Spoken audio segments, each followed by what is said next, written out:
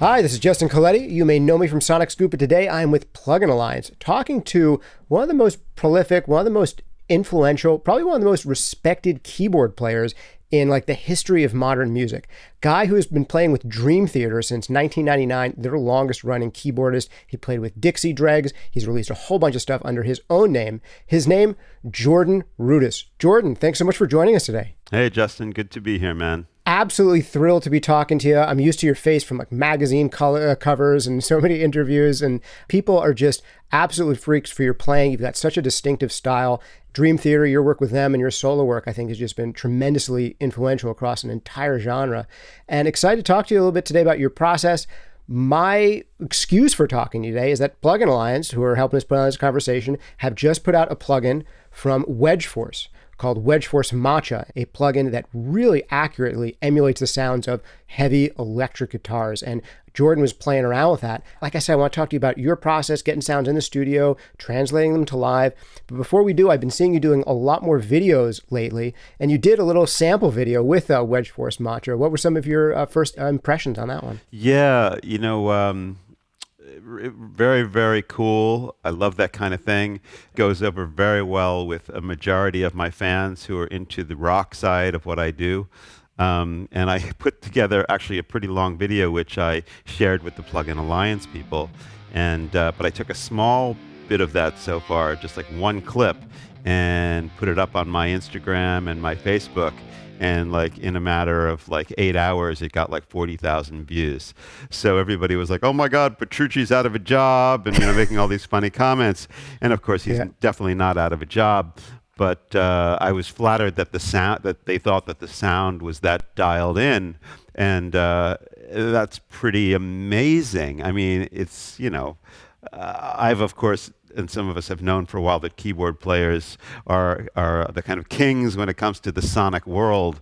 But whenever you land on something that a lot of other people resonate with, that's when you feel like, okay, I really got something. So, and I've tried a lot of the various like guitar software that's out there, and a lot of them are very, very good.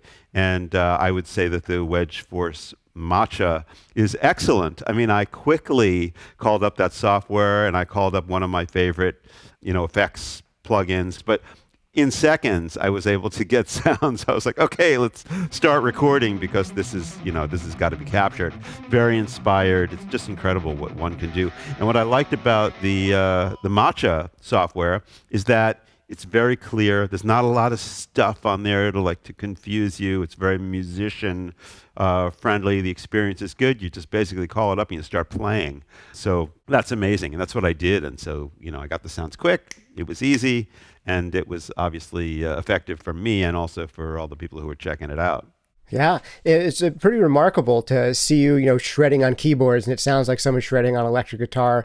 And I know what you mean about being like an intuitive layout. One of the things I love about some of the Plugin Alliance stuff is they have those recording chains that are built into it. So right inside the plugin, you can go through different amp heads and different, conventional guitar effects and stuff like that, kind of right without opening up any additional plugins, which is fun. Totally right. You appreciate when you get the feeling that it's not just the engineers that are kind of thinking this through and have their complete way, when maybe they're talking to like some musicians who also have an opinion about this stuff. You can understand in a way, like engineers, they spend all their time on this. It's totally their world. They're coding it. It's their baby, if you will, and they've got obviously strong ideas whenever somebody's making a musical instrument or some kind of effects plugin or whatever. But the reality is that to make the stuff that we're going to relate to as musicians, they've got to be open, and they've got to hear what we have to say and take the time, not to rush to release, to really take the time to understand what we need and what we react to and what works. Right.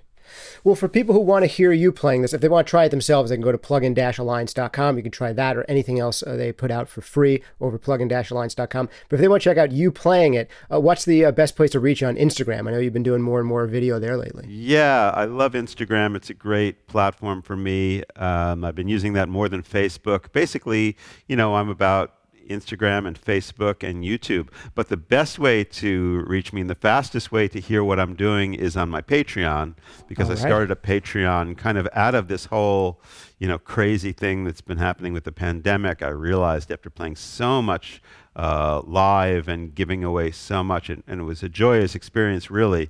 But after about 50 shows in a row that I did live streaming, I thought, you know what? I should really start something that people can kind of come into my world and have the opportunity to give back.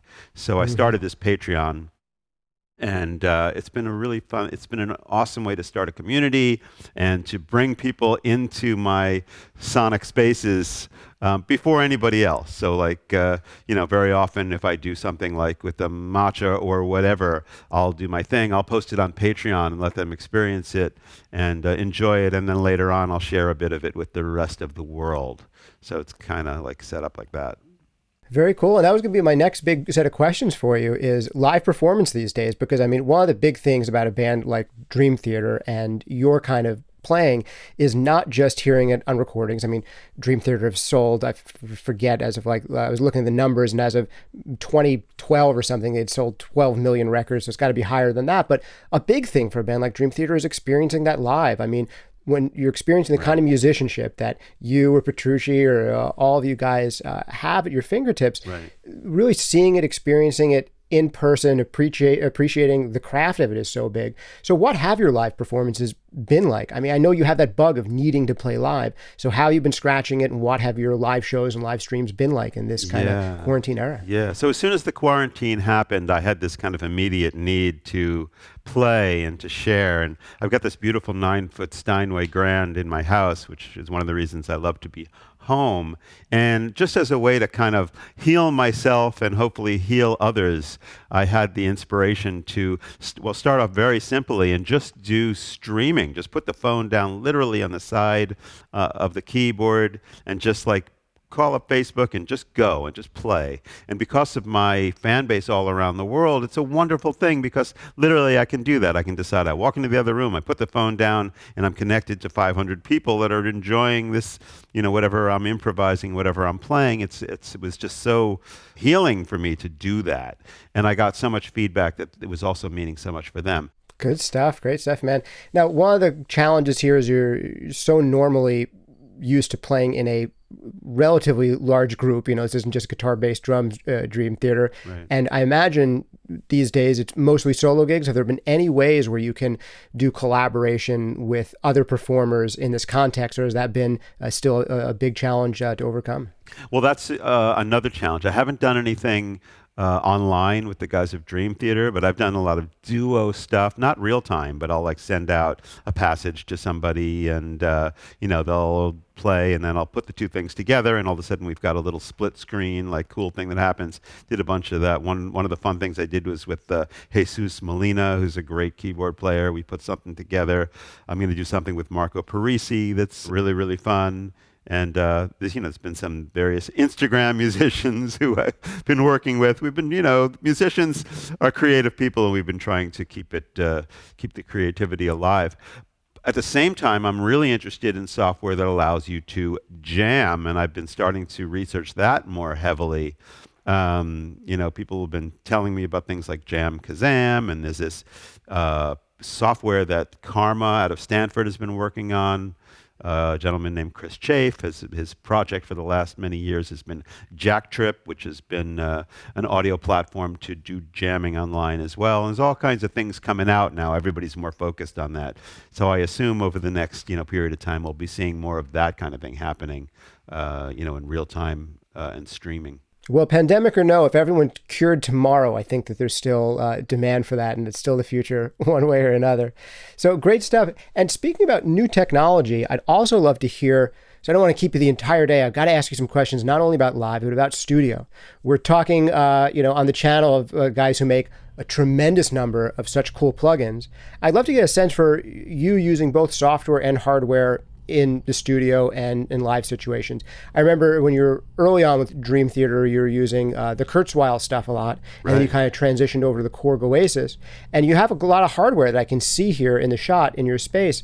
I'm wondering how you blend using both software and hardware tools. Are there certain things that you use plugins for? Are you ever creating sounds with plugins and then finding ways to take them into a live setting? Or are you just doing that stuff on albums? I'd love to get a little bit of sense about that stuff, about how you work digital into your world. Totally. Well, I am a sonic junkie, so I am like open, interested, entertained by, fascinated by all kinds of software that make all kinds of sounds.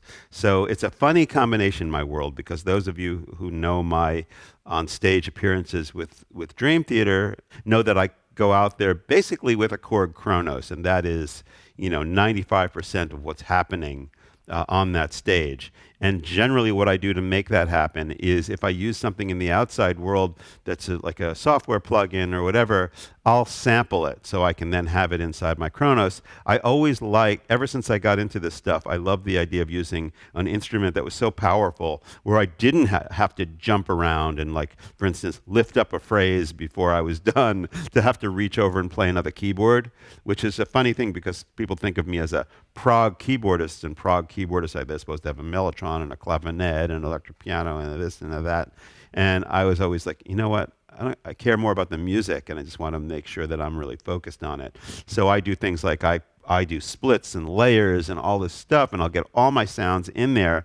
And then as for an entertainment and to keep myself relaxed and just having a good time on stage, I'm not standing still. My whole keyboard rotates around 180, and it also tilts and does all these fun, cool looking kind of things. And so that's very much the live thing. But in the studio, I'll have my Kronos there, because the reality is that over the years, starting with the Kurzweil days, then moving to the Oasis, and now to the Kronos, I've made so many sounds that I have available with the Kronos synthesis, so many heavy, cool Jordan sounds and Jordan leads and all these signature sounds. That's a big part of what I do. But I also have my computer there, and if it's orchestral, I'm going to use, the latest ATO and Spitfire stuff and all the cool stuff. I love it. I'm going to use it. I'm going to use the Cinesamples, horns, and whatever it is. And then I'm going to really worry about how I'm going to translate that later. Again, if I really need something very specific, I'll put it in the Kronos, maybe not sample every note or every octave, because maybe let's look at a reality of Dream Theater, which is that, the French horns might be sampled at, 16 velocity levels. But hey, if the French horns are in a Dream Theater song, they're probably going to be all out and sounding like really glorious, and they're going to be in this range and not this range. So I really only need to sample at, 1 or 2 velocity levels in a smaller range. So I end up being able to get everything I need to inside of the instrument that I'm going to use. And that's what's worked for me so far. So that combination of thinking that way, but also being open to all the amazing software, has been kind of my world. And the other part of it is that I've also been very engaged, interested, and active in the world of controllers, like beyond just keyboards. Things like, starting with hardware, things like the Continuum, the Haken Continuum, which was a big part of my life conceptually and musically, and the Linstrument, and of course my own instruments like GeoShred, which runs on iOS, which people see me play. One of the very quick funny thing is that my keyboard tech, who's really into, technology and forward thinking, gutted my keytar. So I would walk to the front of the stage with a kind of a keytar-esque thing on, but instead of a keyboard, there was two iPads, one for visualizations and one to play GeoShred on. So that kind of thing also is very much part of what I'm interested in. Very cool. So I've got a sense for, how you approach things live and really getting everything in the Kronos. And if you're making sounds outside of the Kronos, maybe sampling them into the Kronos, and you don't necessarily need to sample every note or every velocity depending on, what the instrument is.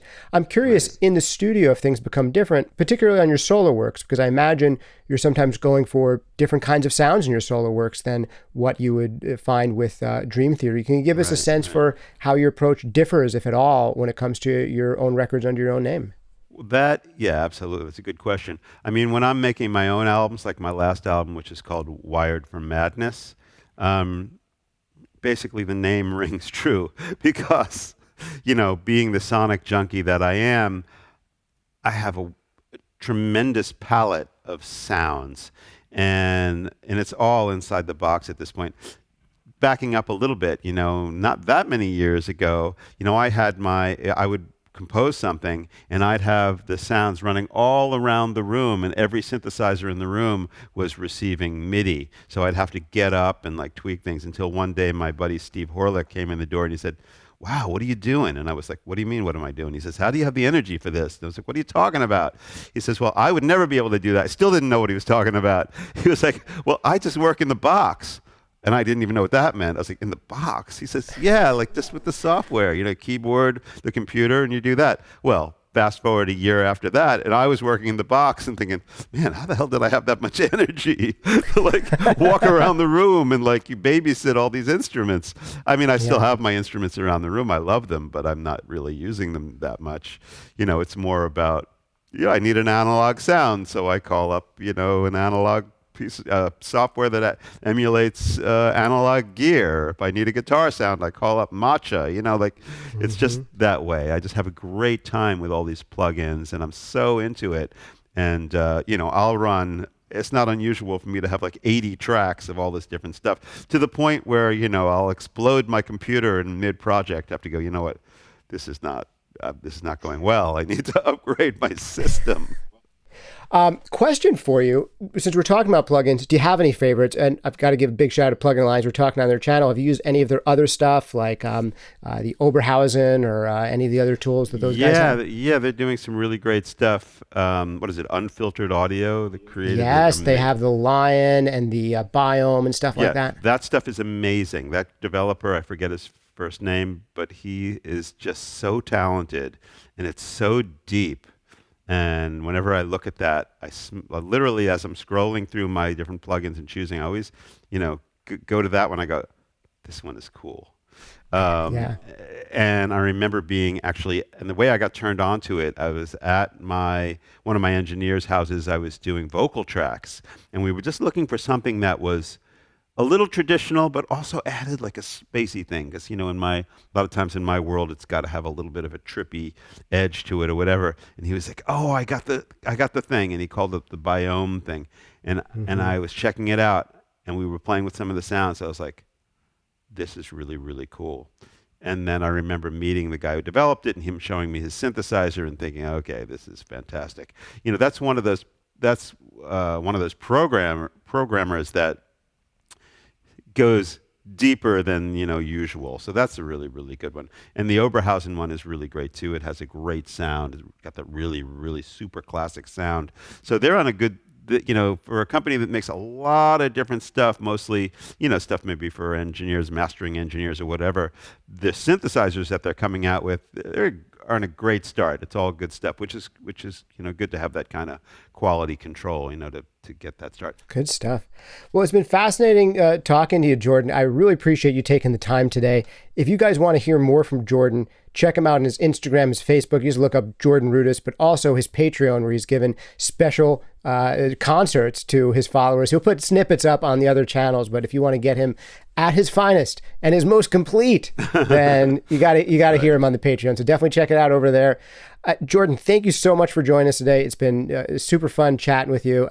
I've just heard your playing and seen your face so long throughout my life. I think I was talking to you before this conversation started. I think Dream Theater started when I was like 3, and you're the longest running keyboardist of more than 21 years now with Dream Theater, right? Yes, that's right. You're making me feel old. That's okay. I don't.